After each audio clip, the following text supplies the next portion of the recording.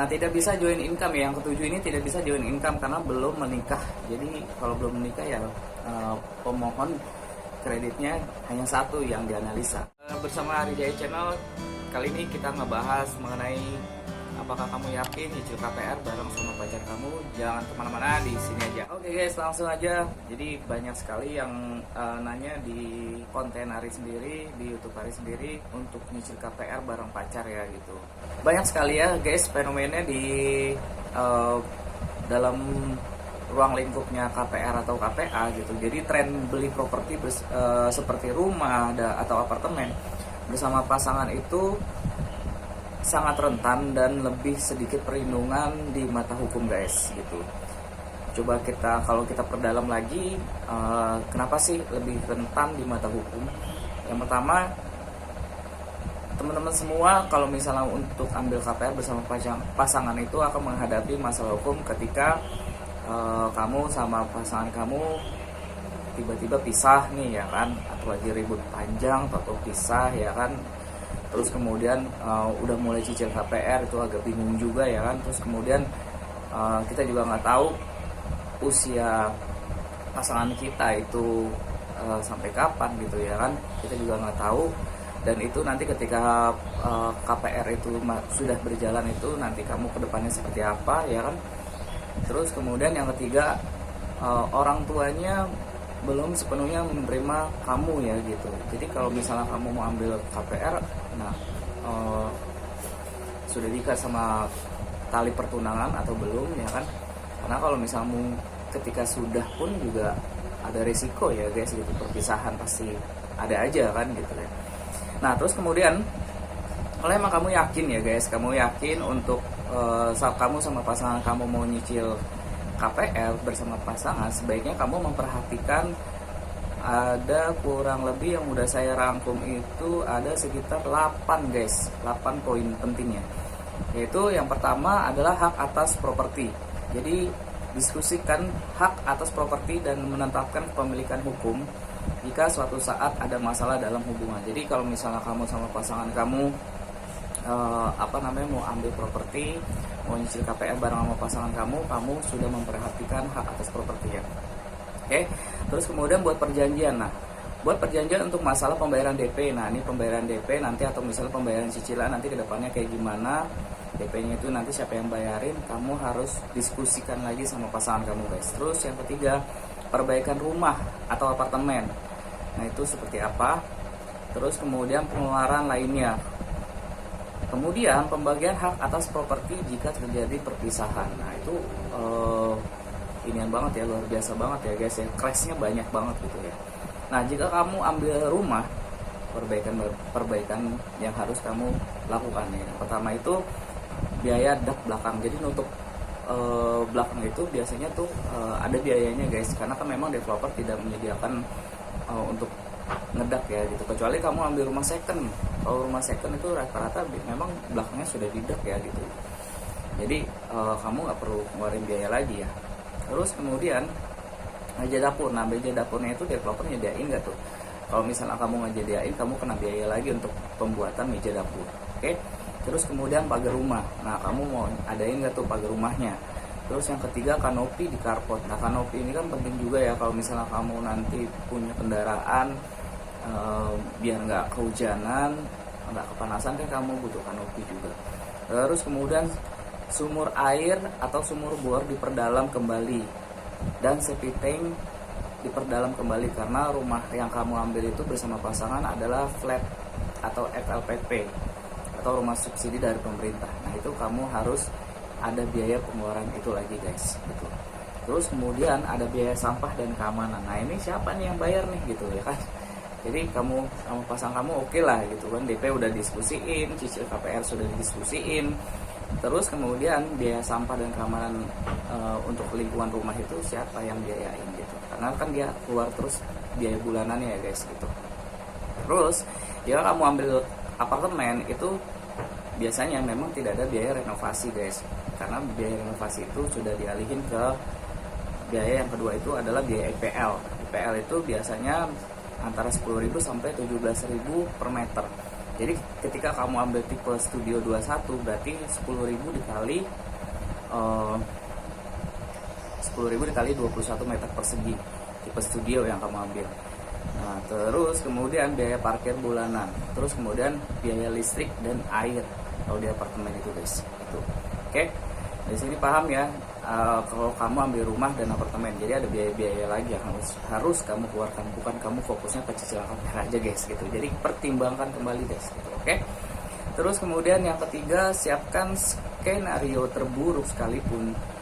Wajib kamu dan pasangan memiliki solusi. Jadi solusinya nanti ketika ada ini poin-poin ini, kamu harus sudah diskusin dulu nih sebelum kamu mulai nyicil ya, atau kamu bayar DP gitu. Skenario terburuknya ini kamu harus sudah siapin. Dan hak atas properti jika terjadi gagal bayar. Nah, atas pemohon kredit pasangan atau kamu sendiri yang katakanlah jadi pemohonnya, pemohon kreditnya itu bakalan nanti namanya itu ada di dalam sertifikat guys gitu. Jadi hak penuhnya itu ada di dia atau kamu ya gitu ya. Nah, jika terjadi gagal bayar atau misalnya kamu ada crash lah di dalam hubungan kamu, nanti si pemohon kreditnya itu bakalan terkena checklist bank BI dari OJK. Jadi kalau misalnya kamu oke lah kalau pasangan, misalnya katakanlah pasangan kamu nggak ikut serta kan dalam sertifikat ya, otomatis dia kan BI checknya bagus, tapi kamu yang bertanggung jawab karena cicilannya itu tidak lancar ya, jadi kamu kena blacklist dari OJK atau slick OJK guys. Jadi otomatis kamu kedepannya nanti bakalan jelek terus tuh kalau misalnya mau ngambil rumah lagi atau mau ngambil mobil ya, dia masih agak sulit ya, karena kan kamu blacklist dari pihak bank OJK gitu. Nah, terus kemudian yang kelima, terbuka dalam masalah penghasilan atau gaji jika kalian sama-sama bekerja. Jadi kalau misalnya kamu mau ambil bersama pasangan ketika belum nikah ya, jadi kalau bisa sih kamu penghasilan antara kamu dan pacar kamu ya gitu, kamu sama-sama tahu guys gitu gajinya berapa ya kan. Terus kemudian ketika dia nggak sanggup bayar tuh biaya yang dia keluarin itu kemana gitu ya kan, karena kan kita udah komitmen bareng-bareng gitu ya. Jadi itu harus ada hitam di atas putih ya. Kalau misalnya memang hubungan itu saat ini memang baik-baik aja, tapi kedepannya kan kita nggak tahu ya guys gitu. Terus kemudian mencantumkan nama pasangan di form pemohon KPR atau KPA dalam keadaan darurat. Nah, dalam keadaan darurat ini biasanya form KPA itu dalam keadaan darurat ada ya guys gitu. Nah, kalau bisa kamu cantumkan nama pasangan kamu gitu. Karena kamu sebagai pemohon kreditnya, kamu cantumkan aja tuh nama dan nomor teleponnya di dalam form KPR. Jadi biar sama-sama memiliki komitmen dan tanggung jawab gitu guys. Jadi sama-sama ketika nanti ada terjadi gagal bayar, gagal nyicil ya, sama-sama ditelepon tuh ya kan, biar sama-sama menikmati susah senangnya guys gitu ya. Oke. Nah, tidak bisa join income ya, yang ketujuh ini tidak bisa join income karena belum menikah. Jadi kalau belum menikah ya pemohon kreditnya hanya satu yang dianalisa. Jadi sesuaikan kembali harga properti yang kamu dan pasangan kamu akan ambil, karena rasio KPR atau KPA tidak bisa join income karena belum nikah. Jadi kalau misalnya belum nikah ya itu rasionya hanya satu, dianggapnya single income. Pihak bank nggak mau tahu tuh ya kan, kamu nyicil bareng pasangan kamu, dia nggak mau tahu gitu. Tetap aja kamu yang bakalan jadi bertanggung jawabnya nanti ke depannya. Terus kemudian libatkan pasangan kamu untuk ikut dalam proses akad kredit KPR atau KPA bersama pihak bank meskipun hanya mengetahui klausul perjanjian kredit tanpa diminta tanda tangan. Jadi kenapa saya masukkan poin ini? Jadi pasangan kamu ajak aja nggak apa-apa. Ketika nanti dibacain mengenai klausul mengenai pasal-pasal perjanjian kredit ya, perjanjian kredit KPR atau KPA. Jadi pasangan kamu tahu nih, oh ternyata nih resikonya begini, oh ternyata begini, oh ternyata begini. Jadi pasangan kamu biar tahu. Jadi biar kamu nggak nanggung beban kamu sendiri ya, si pemohon kreditnya gitu. Oke, terus kemudian dari 8 poin ini semoga bisa jadi masukan, teman-teman bisa jadi pertimbangan kembali untuk ambil properti bersama pasangan atau pacar ya guys gitu, yang belum memang menikah gitu. Jadi pertimbangkan kembali ke depannya, dan termasuk biaya-biayanya yang harus dikeluarkan ketika memiliki rumah. Nah, biaya-biaya tersebut banyak. Bahkan kalau dikumpul-kumpulin mungkin bisa jadi biaya pernikahan kamu sama pasangan kamu.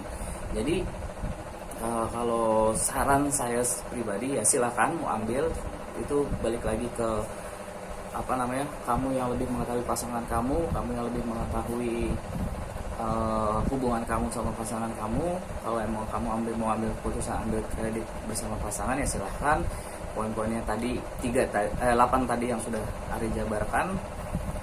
Namun kalau ditelusuri kembali, memang biayanya itu bisa dipakai untuk biaya pernikahan. Apalagi biaya pernikahan kan saat ini mahal ya guys. Jadi makanya alangkah baiknya saran saya mendingan kamu menikah dulu gitu. Menikah dulu, dari biaya yang terkumpul ini, biaya DP, biaya nanti biaya renovasi ini kan rumah yang dikumpulin totalnya bisa jadi 100 juta ya. Mendingan kamu nikah dulu. Setelah nikah ya kamu baru mulai ambil KPR guys gitu. Apalagi kalau misalnya dalam Islam rezekinya itu terbuka, karena seorang laki-laki itu bakalan terbuka rezekinya bagaikan dia antara kunci dan brankas gitu guys. Otomatis kamu rezekinya bakalan terbuka, dan insya Allah kedepannya kamu bisa jadi punya KPR atau KPA, punya rumah sendiri yang lebih aman. Apalagi sudah menikah terus kemudian bisa join income, karena memang istri kamu juga bekerja, kan otomatis juga kamu punya pendapatan yang lebih banyak, dan rasio KPR atau KPA-nya itu dilihat di mata bank itu jadi memang lebih qualified dan terus kemudian lebih cepat disetujui guys. Oke.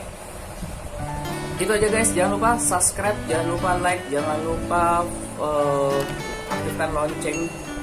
Semoga informasi ini bermanfaat buat teman-teman semua bagi yang mau ngicil KPR bareng pacar, dan dukung terus Ari Jaya Channel agar bisa memberikan kontribusi yang banyak kepada teman-teman, dan jangan lupa share juga ke teman-teman lainnya. Mungkin ada yang ingin melakukan ngambil keputusan ngambil keputusan yang sama teman-teman ya gitu ya. Jadi informasi ini bisa luas gitu ya. Selalu bagi kita semuanya, assalamualaikum warahmatullahi wabarakatuh.